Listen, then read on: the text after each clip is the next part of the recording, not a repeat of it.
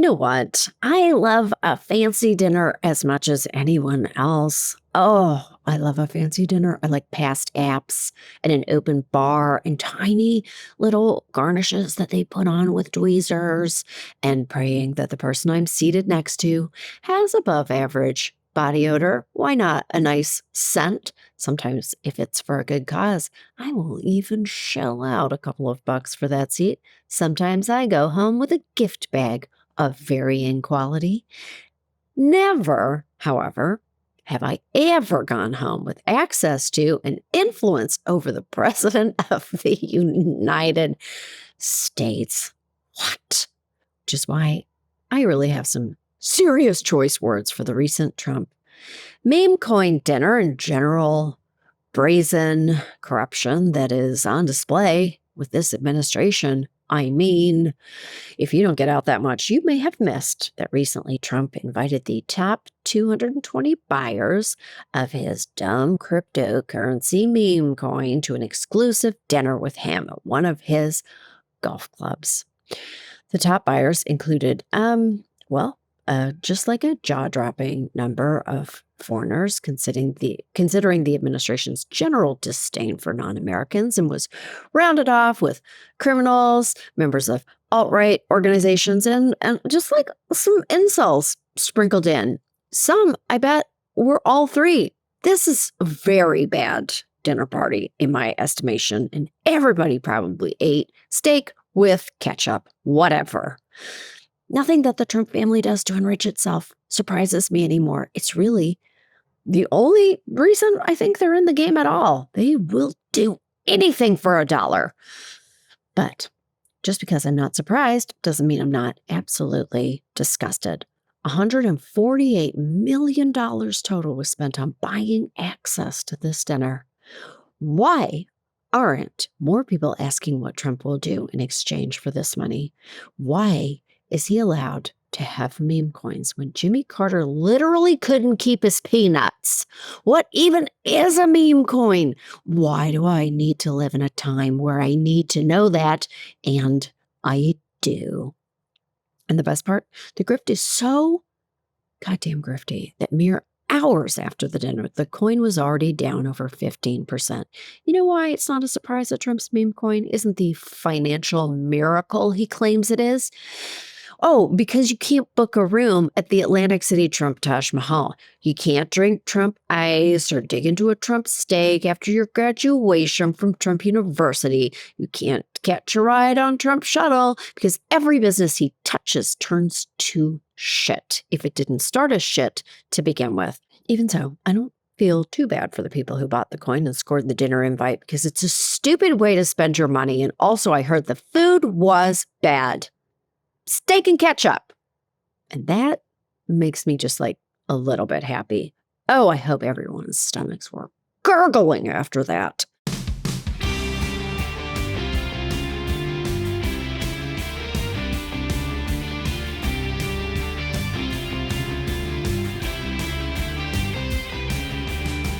This is Choice Words. I'm Samantha Bee. My guest this week is Senator Elizabeth Warren, and you bet your ass that she had some choice words for this dinner, too. Let's take a listen and make good choices.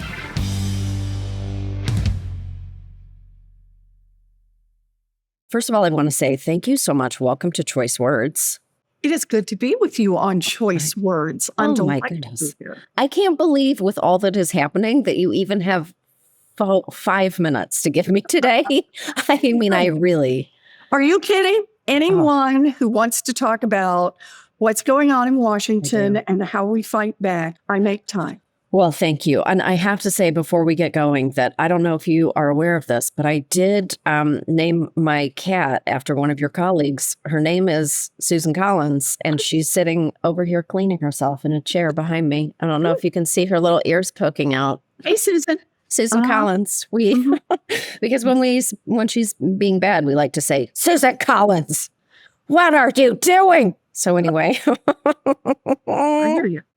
Okay, this show we're talking all about choice today, but I just want to I do want to get into it because you are a person who makes choices for a great many of us. And that is That is a huge responsibility. I'm sure it's not a burden. I'm sure it's a pleasure to be able to express the will of the American people.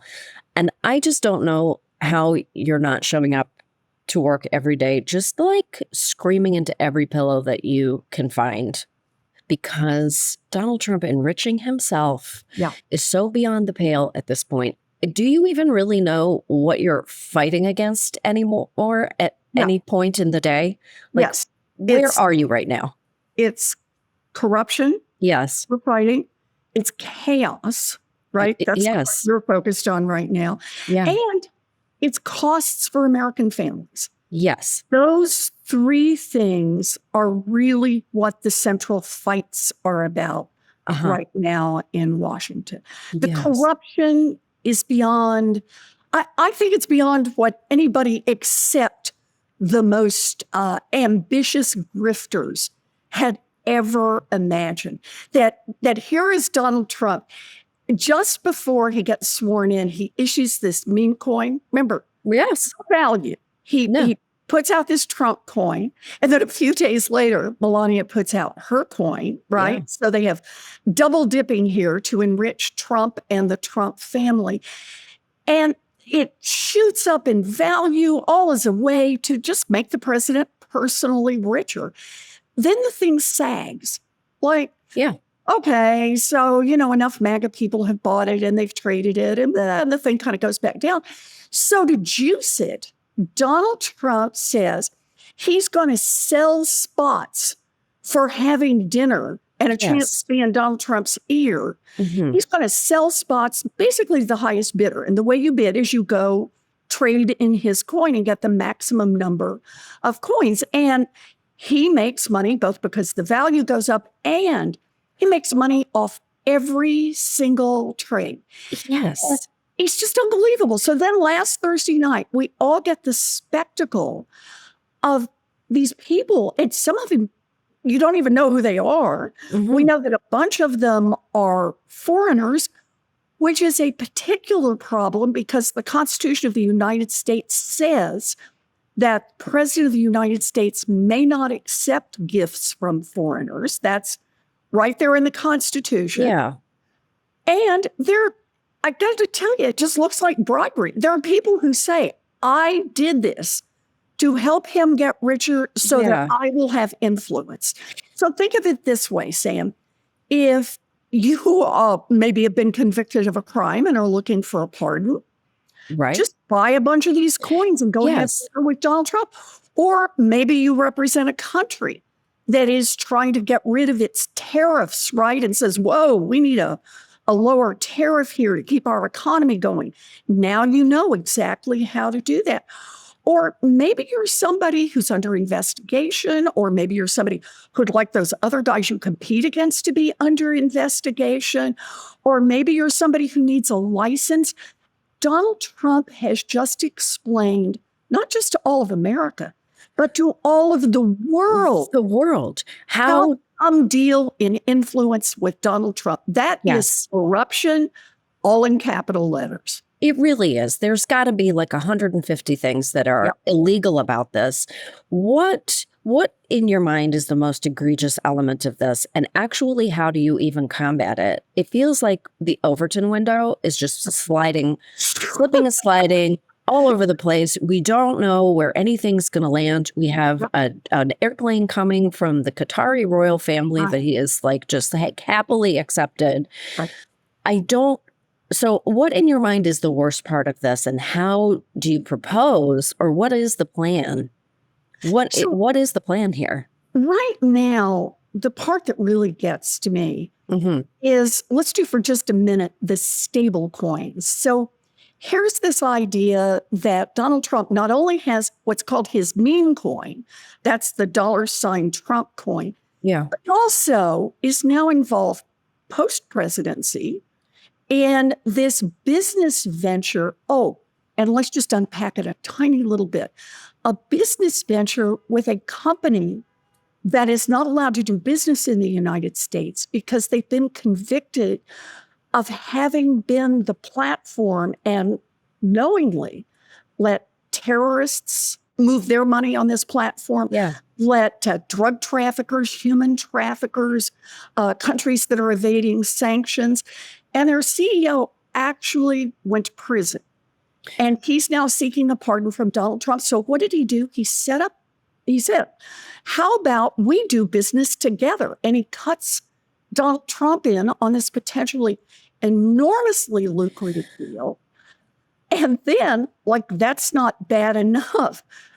The United Arab Emirates says, hey, we want a piece of that action. Yeah. And they offer to put $2 billion into this business and buy these coins. And I just, again, it's the aggressiveness. It's Trump, the corrupt deal maker, saying, here's another path to put money in my pocket. And while I'm thinking about whether or not you should get a pardon, whether or not your business should be allowed to operate here in the U.S., while I'm thinking about your tariffs, it's so obvious and open. And here's the deal.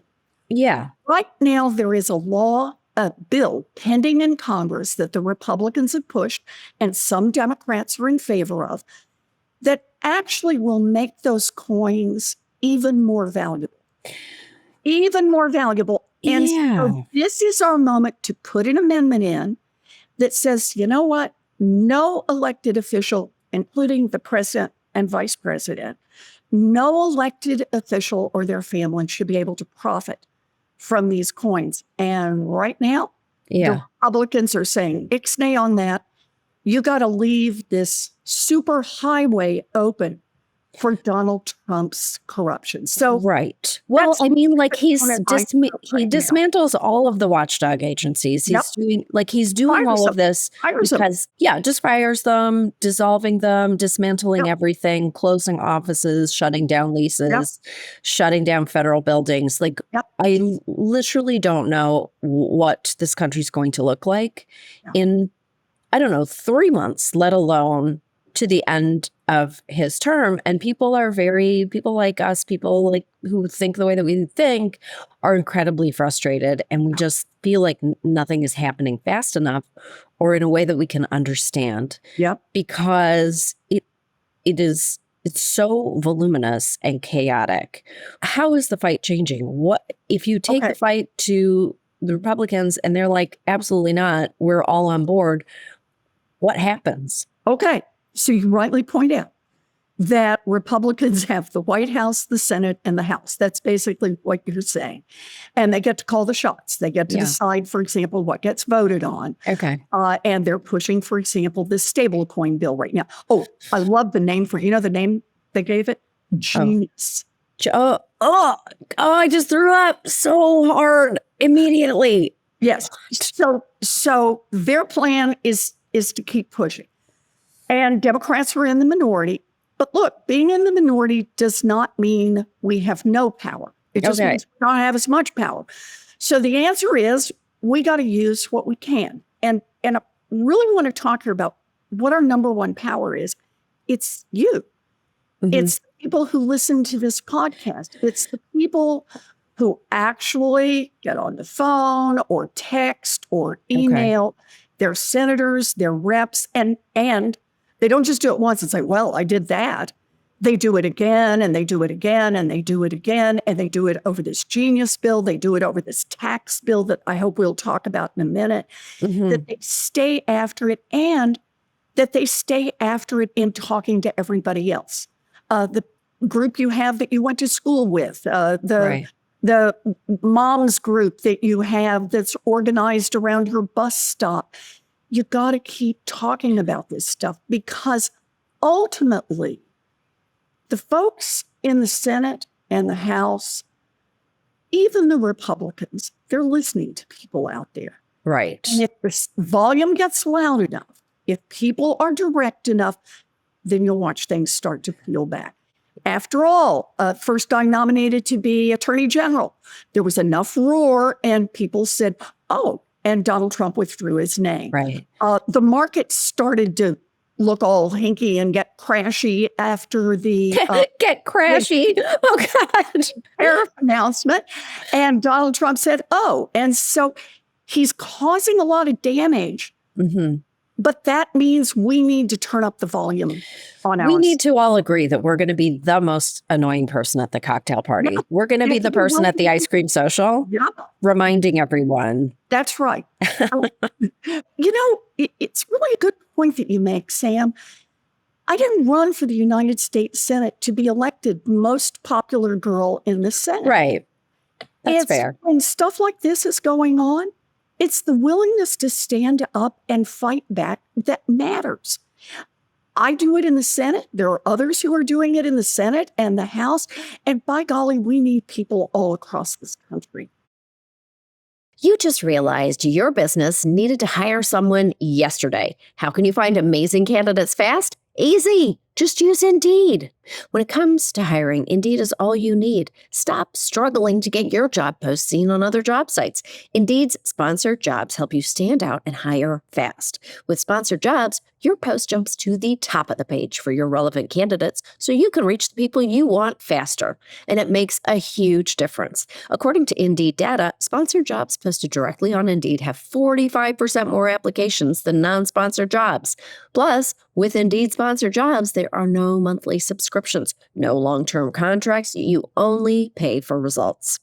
When I was looking to hire someone, I gotta tell you, it was so slow. It was extremely overwhelming. I wish that I had used Indeed. How fast is Indeed? In the minute that I've been talking to you, 23 hires were made on Indeed, according to Indeed data worldwide. Join the 3.5 million employers worldwide that use Indeed to hire great talent fast. There's no need to wait any longer. Speed up your hiring right now with Indeed. And listeners of this show will get a $75 sponsored job credit to get your jobs more visibility at Indeed.com/SamB. Just go to Indeed.com/SamB right now and support our show by saying you heard about Indeed on this podcast. Indeed.com/SamB. Terms and conditions apply. Hiring? Indeed is all you need. It's such an interesting landscape because it drives me crazy that members of Congress can make millions from stock trading. That is a huge issue, I think, and it really speaks to people's trust in our leaders. Like, it has to end. It literally has to end. But this is so powerful. This is like a mushroom cloud by comparison. You are exactly right. I've had this bill for the longest time that would prohibit all stock trading for any elected official and their family members, and heads of the agencies, cabinet members. But the thing is, right now, with this stablecoin bill going forward, where people are just seeing it out in front of them, it's an opportunity to keep driving this point. Right. The only reason that Congress gets away with this is because not enough people have pushed hard enough. It is time to pass an ethics bill, not only that applies to these stable coins, but applies to individual stock trading across the board. I think it's very difficult. I mean, I was reading the New York Times this morning, and I don't know how to communicate in this landscape because it is a cult. I mean, there's a cult of personality. It's a huge part of why people vote for Donald Trump, why they continue to support him, even at severe personal cost to themselves. Like, read an article today about people who lived through a tornado in Arkansas, and these people, their state was denied FEMA funding by the federal government, and they're just like, well, he'll understand. Like, God's going to talk to Donald Trump and he'll see that we need help individually. And I'm like, I don't understand. There's a direct impact in your life, and it's severe. It's shattering. And you still think that he's coming to save you, and he's not. And which leads me to this current tax fight. I mean, billions in cuts to SNAP.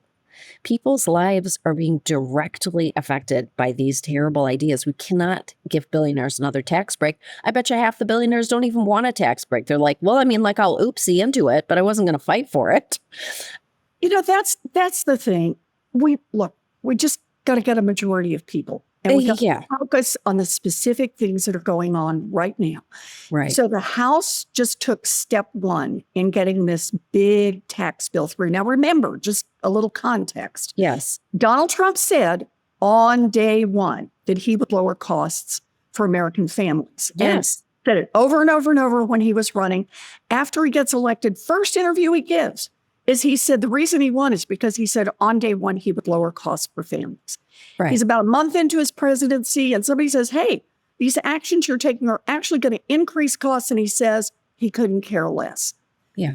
And that's what's going to happen with this tax bill. So this tax bill says there are going to be ginormous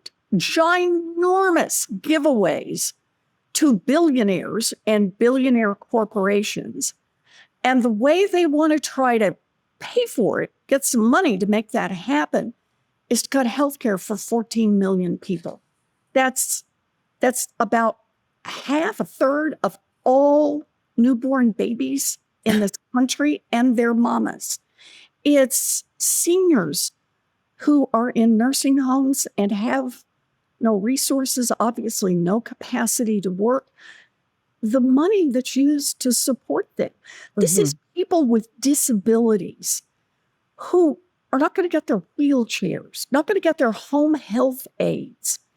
And all of this is so that the billionaires can get even bigger handouts. Yes. I don't even know how to talk about it. It's so outrageous to me. Yep. I mean, it's like, do your Republican colleagues not understand that cutting SNAP hurts their own constituents, or are they just a part of this cult too? Or they're just afraid. They're just afraid. They're just afraid to stand up. Talk about it. They just don't want to talk about it. They just don't want to talk about it. Mm-hmm. Just don't want to talk about it. But that goes back though to your question about how do you talk about this with people? And I think you talk about it in the very specific. I think first of all, it's easy to be overwhelmed. There is so much going on. I am 100% sympathetic to that. But when it's overwhelming, you just want to put a blanket over your head and say, please go away. I'm listening to music right now. I can't do it. I think though, when you focus on the specific and you pick the thing that gets you moving, then you're down to things like, I don't think any newborn baby should lose health care so that Jeff Bezos can buy a third yacht. That is just highly specific to me. Yeah. But it's something I'm willing to talk about and to try to talk about with people who may not agree with me on everything, but surely they agree with me on that. And to try to bring more people into talking about what this tax bill is all about. Because look, I don't think somebody with disabilities ought to lose access to a home health aide so that Mark Zuckerberg can buy another island in Hawaii. Right. I mean, they really are counting on the people to lose their momentum and to lose their grip on the issues, right? They really are excited probably because we do tend to, I think it's just human nature, but the summer rolls around, everybody starts thinking about weekend at the beach, and these issues do tend to fade from people's immediate view. People are working. They're trying to get healthcare. They're trying to educate their kids, figure out college. They don't actually have time to be totally engaged with these issues at all moments of the day and night. So, and they count on that. They actually want us to be totally defeated and to just let them do whatever. Counting on that. And Sam, remember the summer of 2017. Donald Trump had been elected. The Republicans were in the majority in the House and the Senate, and they went after health care, just like they're doing now, because this is what Republicans do. They went after health care for millions of Americans. And you remember it passed the House, it came to the Senate, and enough people raised their voices. Enough mamas raised their hands. Enough people with little babies who have complex medical needs, who need that extra help from Medicaid. Enough people said, hold on here. that ultimately we defeated by one vote and millions of One vote. One vote. Got one vote. One vote. One vote. But that tells you why it is so important. And that if we do raise our voices, we actually can beat this thing back. But that is our job. It's to keep beating it back. It's to get back up in the morning. And look, I get it. It's tiring. It's frustrating. It can be confusing. But at the end of the day, think how much worse it is going to be for the person who gets pushed out of their nursing home. Think how much worse it is going to be for all of the little community hospitals and community health centers that don't get reimbursed care because Medicaid has been cut and they have to close their doors. Right. Think how much worse it's going to be for the people who do lose their access to healthcare, can't go to the local hospital. If you think about that, at least for me, it's what gets me up in the morning and gets me back in the fight.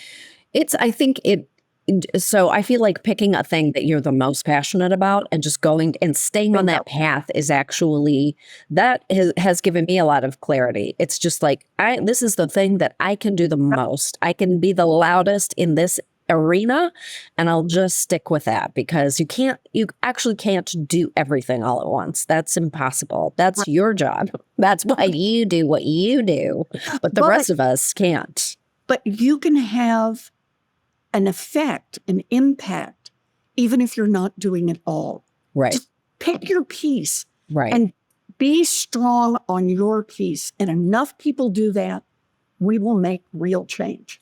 I do want to talk a little bit about Harvard. Are you surprised that Harvard is the one fighting back? Or could it really only be Harvard in this moment? Think about what Donald Trump is trying to do. Yeah. He has said effectively, you crossed me. Yes. You think differently. There are people there who think differently from the way I think. They have different ideas. They fight back with data and with science and with information. And I don't like it. So he sent a list of demands that really what they added up to is bow down to the great and wonderful wizard Donald Trump. Yeah. And Harvard said no. And then Donald Trump's response was to try to use every part of government to keep hammering Harvard and to try to force them to bow down. And think about it this way, Sam. It's not just about Harvard. This is about anyone who crosses Donald Trump. It could be a nonprofit you really like and participate in. It could be your church. It could be your synagogue, your mosque. It could be a stand-up comic. It could be somebody who insults Donald Trump. And he thinks he can tell the IRS, for example, go after them, audit them, change their nonprofit status. No. And so when Harvard is fighting back, it's about Harvard, but it's about something that's a whole lot bigger. Harvard is fighting back on behalf of anyone who may ever cross Donald Trump. And they're saying you don't get to use the tools of the federal government to try to force the rest of us to bow down. I do think that it was very empowering, actually, to other organizations, not in the sphere of higher education at all, to see that capitulation. I mean, I think everybody has learned from Columbia, just by looking at Columbia, that capitulation gives you nothing. You actually don't. When you give in to even one little thing that he wants from you, you get nothing in return. He will only take more. The only way to stand up to a bully is by pushing back so hard and fast that it shocks them, actually, and they'll keep trying a little bit, but it's very meaningful. Think about the play yard bully, right? Yeah. The guy out on the playground, it's all about power. It's not really about the lunch money. It's really about power. And power is, can I get you to cower? And then the second part is, and what do all the other kids who are watching do? Right. Because the point is to demonstrate power over the kid who's been picked on. But when everybody else around says, push back, no to the bully, then the bully truly loses its power. Yes, it's like force meets force. It's almost like when he unleashes something on you, you have to be on the other side going, all right, we will take it to the Supreme Court. I'll see you there. Like, See you in court, let's but go. yeah, exactly. That's what is that level of force, and it's very difficult to muster. Yeah. It buoyed my spirits that Harvard did that. Yeah. They have more ability to do that because of their enormous Sure they do. endowment and because of their incredible resources.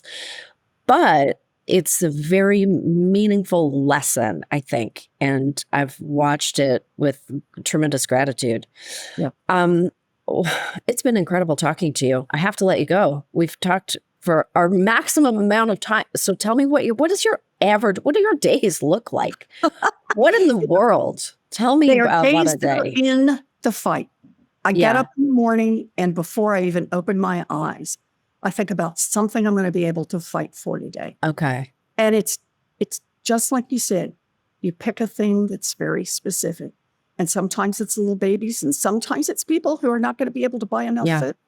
That's another part of this tax bill. Sometimes it's about seniors who are worried about where they are in their future. And I feel grateful to be in this fight and honored to be in the fight alongside so many other good people who just want us to be a country that has some heart and says that we need a government that doesn't, it's not about corruption. It's not about handing it over to the billionaires. It's about a government that helps create opportunities for all of us. Yes, bring back the heart. We have heart here. We want to see it, and we want to see it in our billionaires too. We want to see it in our millionaire and billionaire class to stand up and say, it is my responsibility to give back to this society. I don't want a tax cut. There are very few that are saying that, and we need more bravery. We need more reality from them. Or boy, we are cruising toward a scary future. Yep. All right. So remember, get in touch with your senators, your reps, right? Your friends, your neighbors. Right now, it's that tax bill that's cruising through, or that stablecoin bill that says nobody else should be corrupt, but Donald Trump gets his special corruption exception. Stay on them. Yeah. Stay on it. Be specific. Get on them and be specific with the thing that you are passionate about, and go down that road and never stop. Good. All right. I love it. Thank you so much. You know, I love talking to you. I really appreciate love this. talking to you too. What a pleasure. Thank you.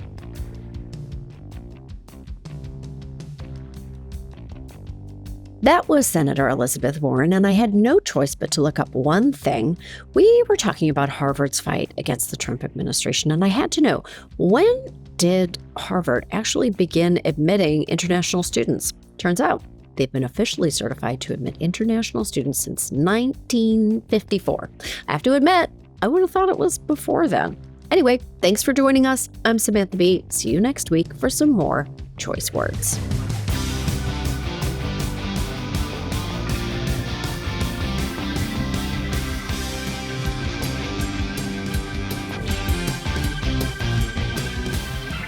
Thank you for listening to Choice Words, which was created by and is hosted by me. The show is produced by Tzvia Baron-Reinstein with editing and additional producing by Josh Richmond.